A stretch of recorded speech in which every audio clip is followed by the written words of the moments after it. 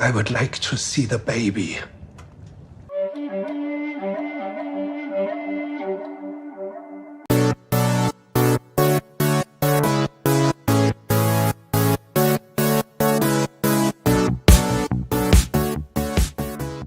Hey everyone, so as you might have seen in the intro, I got this for my birthday from my sister. So thank you, Tiffany. I told her I'd give her a shout out and she said I didn't have to, which meant I definitely had to. Oh my God, I love it. So it has some counter space, which I'm definitely gonna be using today. It also has these cupboards, which I'm not gonna open because I already filled them full of stuff, and but I just love it. So today, it's getting colder, it's getting chilly, so I'm gonna be making some pumpkin chili today, and I thought I would show you guys how to do the same. I know lately I've been doing these really complicated kind of recipes, and I enjoy doing those kinds of things, but today it's gonna be using just one pot. The ingredients list is really simple. It's all stuff you can get at your local grocery store if you don't already have it. And yeah, so let's get started. So if you'd like this written out, I'm gonna link it in my blog below. Just click on the link, it'll take you there and you'll be able to see pictures and everything you need and how to cook it. So if you don't like watching videos, you prefer reading, that's one way to go about this. So since we're on shout outs, I wanted to give a huge shout out to Peggy Mazzone or Mazzoni, I'm not sure. I'm sorry if I butchered your name, but she's on my Instagram and she saw pictures of this recipe and said she would love to see a video of it. So girl, this one's for you. And I would always welcome more comments and things like that. If you see something that I post and you'd like to see how I did it, please let me know because I'm always on the lookout for new recipes. And of course, liking and subscribing and leaving comments about what you want to see me cook is huge. So without further ado, let me go and start prepping.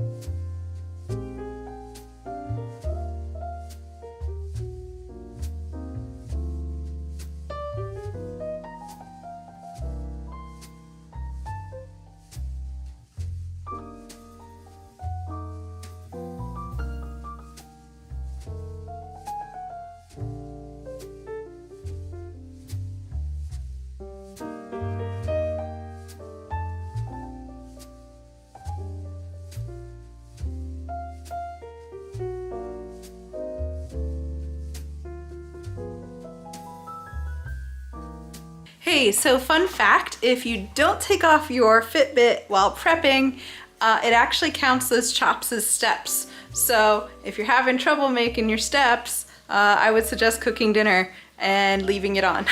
Okay, so we're all done prepping our carrots, onions, and celery. And we're going to take anywhere from 2 to 3 tablespoons of olive oil and put them in our pot and get them simmering and cook them for about anywhere from 4 to 5 minutes. Check on them, but you want them to be soft.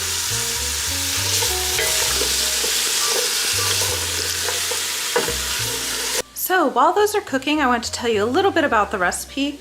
So this is a mild chili, meaning if you're looking for like 5-alarm chili, this isn't it. It's a little bit more sweet. It does have some red chili pepper flakes in it, but those are optional. And so yeah, like, it's just a really hearty chili. It has about 2 pounds of ground turkey in it. The recipe originally calls for 1.5 pounds, but I tend to freeze mine in like these 1-pound bricks.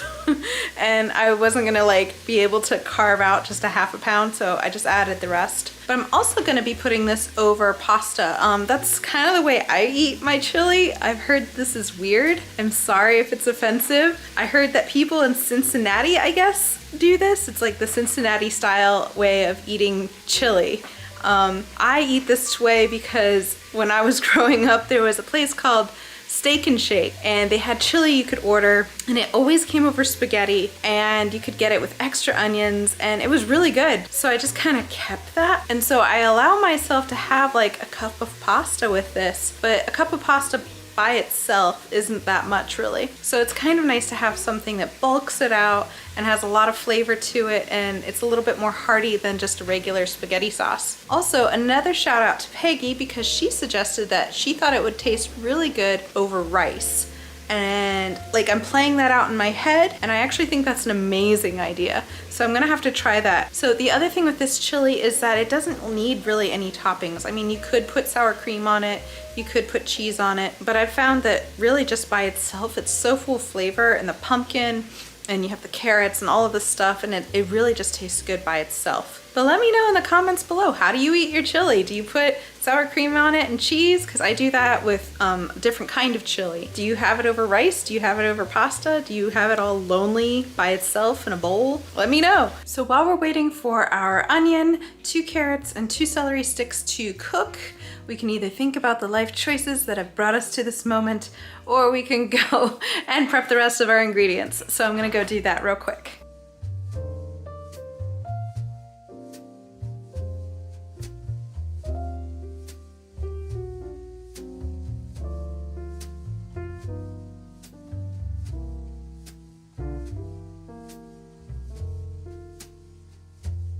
All right, so all of our vegetables are now really soft, so we're gonna add in our garlic.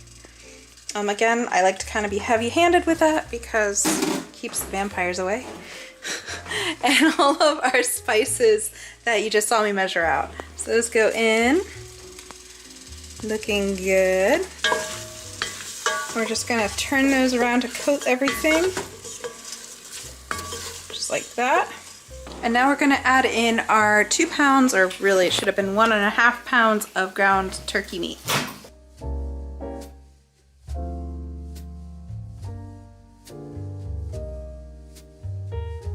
So you're gonna wanna cook that for about 8 minutes until the turkey is fully cooked and completely browned. Again, you don't want like raw turkey meat, that's gross. Another fun fact about this recipe is that it freezes extremely well. So even though it's just me making this, I'm gonna break it up into 6 servings, and I'm gonna go and pack it in to little Tupperware containers or whatever and freeze them. I like it that, you know, I can go and come home kind of tired and dinner's already made really. I highly suggest, if you have a big family, make 2 batches or make several. For recipes like this, I tend to make a whole bunch right before winter because seriously, I'm a Floridian. I grew up in Florida. I was born in Chicago, but I grew up in Florida. So the winter just really takes it out of me. And I really just have this like, it's not quite depression, but I get really lazy during the winter. So it's nice to have just a freezer full of food that I've already made, and then I can just pop into the microwave or the oven or whatever and just easily have dinner ready. It's just kind of one of my things that I do. So this is definitely on my list of winter-friendly foods. Okay, so we're just about done. Our turkey meat is looking pretty good. So that leads me to the rest of the ingredients. So we're gonna use 1 can, about 15 ounces of the 100% pumpkin puree. Now you want to make sure that this is pumpkin puree and not pumpkin pie filling, because that comes already spiced and it's ready for a pie and not ready for chili. So make sure that when it says, you know, it says something like 100% pure on it, or that it's just not pumpkin pie mix. You're also gonna wanna use 2 tablespoons of either sage or thyme or rosemary. So the last time I actually made this, they didn't have sage at my store, and so I ended up using thyme, and it was really good. So this time I'm using sage, but as I said, you can use rosemary, or if you like a combination of all 3 of those, you can definitely try that too. Next up, you want 2 cans of the cannelli beans, these little white ones, and then you want 2 cups of low sodium chicken broth.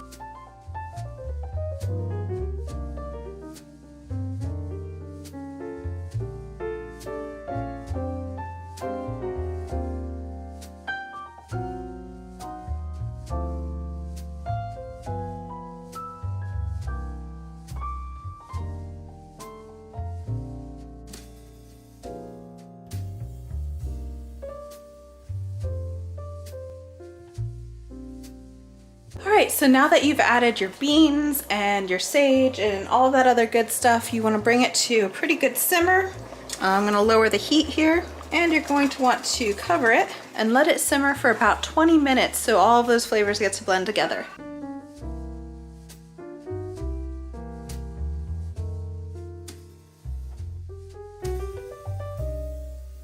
So our chili is all done simmering, and now we're going to add the creamy part of this, and it's going to be a half cup of heavy whipping cream.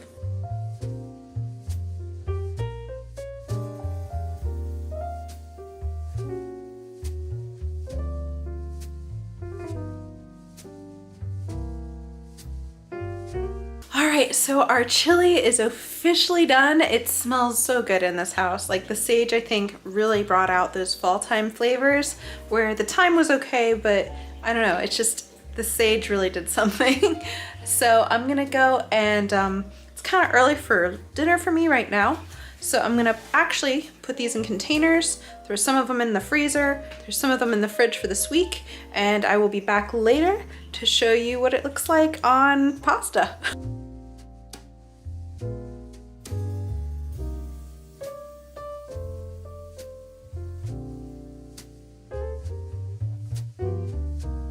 So anyway, that's how you make pumpkin chili, and I hope you like it. That's my cat Moto because it's time to feed him. But if you really enjoyed this recipe, please let me know how it goes, especially if you've tried it. If you've taken any Instagram photos or anything like that, be sure to tag me because I would love to comment and like it. And yeah, so if you would like to like, subscribe, click the notification bell, all that good stuff that helps my channel, I'd really appreciate it. And as always, I hope you have a very wonderful day. See ya. I'm gonna go eat my dinner now. Bye.